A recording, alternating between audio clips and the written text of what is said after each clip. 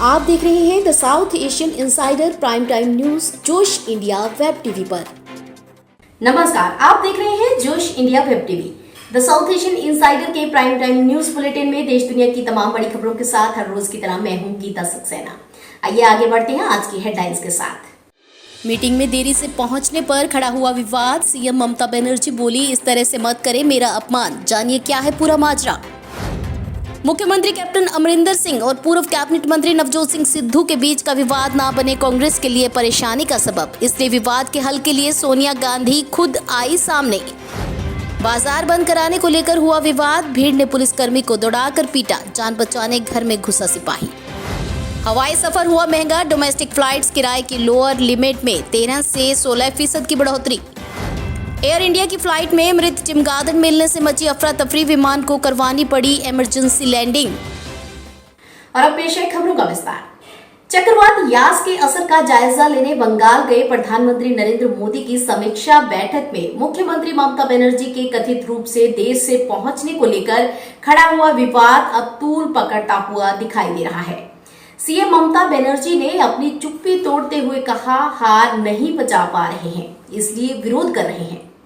ममता बनर्जी ने बैठक में देरी से पहुंचने और जल्दी निकल जाने के विवाद पर कहा कि गुरुवार को ही मेरा कार्यक्रम तय हो गया था। उन्होंने कहा कि पीएम के दौरे के बारे में मुझे देरी से पता चला। उन्होंने प्रधानमंत्री मोदी से कहा कि इस तरह से मेरा अपमान ना करें। ममता ने कहा, हमें प्रचंड जीत मिली है, इसलिए आप ऐसा व्यवहार कर रहे हैं। आपने सब कुछ करने की कोशिश की और हार गए। हमारे साथ हर दिन झगड़ा क्यों कर रहे हैं। इसके साथ ही सीएम ममता बनर्जी ने यह भी कहा कि कलाईकुंडा में उन्होंने 20 मिनट तक पीएम का इंतजार किया। उससे पहले वो 2 जगह गई थी और फिर उन्हें दीघा जाना था। ममता ने कहा कि पीएम मोदी से इजाजत लेने के बाद ही वो वहां से दीघा के लिए रवाना हुई थी। और उधर पंजाब के मुख्यमंत्री कैप्टन अमरिंदर सिंह और पूर्व कैबिनेट मंत्री नवजोत सिंह सिद्धू के बीच पिछले काफी लंबे समय से चल रहा विवाद अब कांग्रेस की परेशानी का कारण बनता हुआ जा रहा है। यही कारण है कि दोनों नेताओं के बीच सुलह करवाने के लिए अब कांग्रेस अध्यक्ष सोनिया गांधी खुद सामने आ गई हैं। सोनिया गांधी ने दोनों नेताओं के बीच मतभेद दूर करने के लिए 3 सदस्यीय समिति का गठन किया है।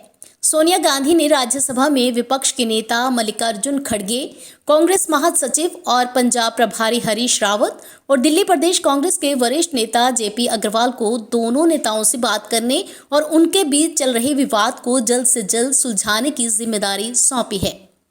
बता दें कि कांग्रेस नेताओं के बीच दिखाई दे रहे मतभेदों को दूर करने के लिए सोनिया गांधी ने एक समिति का गठन किया है। ये समिति राज्य में साल 2022 में होने वाले विधानसभा चुनाव से पहले पार्टी के अंदरूनी कलह और गुटबाजी को दूर करेगी। सूत्रों के मुताबिक सोनिया गांधी ने इस समिति का गठन देर रात किया था और इसकी सार्वजनिक तौर पर कोई घोषणा नहीं की गई थी। घटना छतरपुर के ग्राम झमटुली की है, जहां एक पुलिस आरक्षक के साथ भीड़ के द्वारा दौड़ा कर मारपीट करने का मामला सामने आया। आइए जान लेते हैं क्या था पूरा माजरा। बमीठा थाना क्षेत्र के ग्राम झमटुली में छतरपुर पुलिस के एक आरक्षक के साथ मारपीट करने का सनसनीखेज मामला सामने आया है। मारपीट का वीडियो विचलित कर देने वाला है। इस वीडियो में देखा जा सकता है कि आरक्षक के पीछे 1 दर्जन से ज्यादा लोग डंडा लेकर दौड़ रहे हैं। किसी तरह वह जान बचाने के लिए एक घर में घुसता है, जहां भीड़ उस पर टूट पड़ती है। भीड़ के द्वारा डंडों से सिपाही की मारपीट की जाती है और फिर लोग मौके से भाग जाते हैं। आखिर ऐसा क्यों हुआ, जानने पर पता चला कि दरअसल बमीठा थाने की पुलिस क्षेत्र में कोरोना कर्फ्यू का पालन कराने पहुंची थी। शुक्रवार को झमटुली में बाजार लगता है। बाजार में भीड़ को रोकने के लिए डायल 100 में मौजूद ड्राइवर और एक सिपाही यहां पहुंचते हैं। यहाँ लोगों को दुकानें बंद करने को कहते हैं। हल्लनपुरी नामक एक व्यक्ति दुकान बंद करने से इनकार कर देता है तो सिपाही संतराम उसे डंडा मार देते हैं।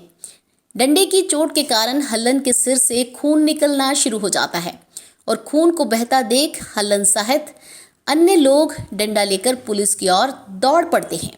डायल 100 का ड्राइवर जान बचाने के लिए गाड़ी लेकर भाग जाता है, लेकिन आरक्षक संतराम भीड़ से नहीं बच पाते। भीड़ उन्हें दौड़ाते हुए खदेड़ती रहती है। इसी बीच एक घर में शरण के लिए घुसे संतराम पर पीछे से पहुंची भीड़ जमकर डंडे बरसाती है। किसी तरह आसपास के लोग जमा होते हैं और मारपीट कर रहे लोगों को मौके से भगाते हैं।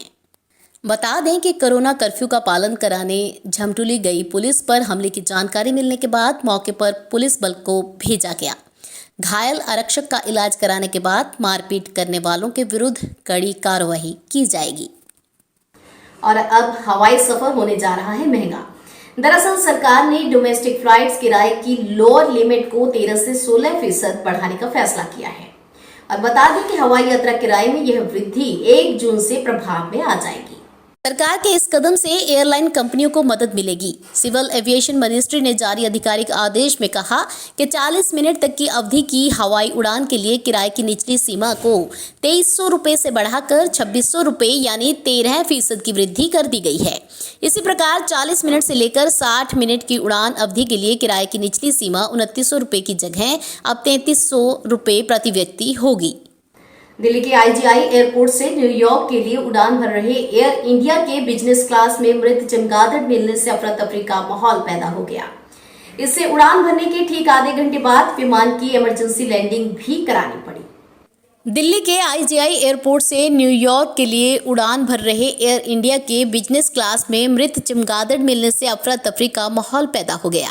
इससे उड़ान भरने के आधे घंटे बाद विमान की इमरजेंसी लैंडिंग करानी पड़ी। यात्रियों का कहना था कि चमगादड़ को ही कोरोना वायरस फैलाने की वजह माना जा रहा है। ऐसे में फ्लाइट के अंदर चमगादड़ का मृत मिलना बड़ी लापरवाही मानी गई है। हालांकि लैंडिंग के बाद एयर इंडिया की दूसरे विमान से सभी यात्री अपनी मंजिल की तरफ रवाना हो सके। उधर एयर इंडिया ने मामले की जांच शुरू कर दी है। आप देख रहे थे द साउथ एशियन इनसाइडर के प्राइम टाइम न्यूज बुलेटिन में आज की कुछ बड़ी खबरें जोश इंडिया वेब टीवी पे गीता के साथ। कल नई और ताजा अपडेट्स के साथ फिर से मुलाकात होगी। तब तक के लिए मुझे दीजिए इजाजत। धन्यवाद।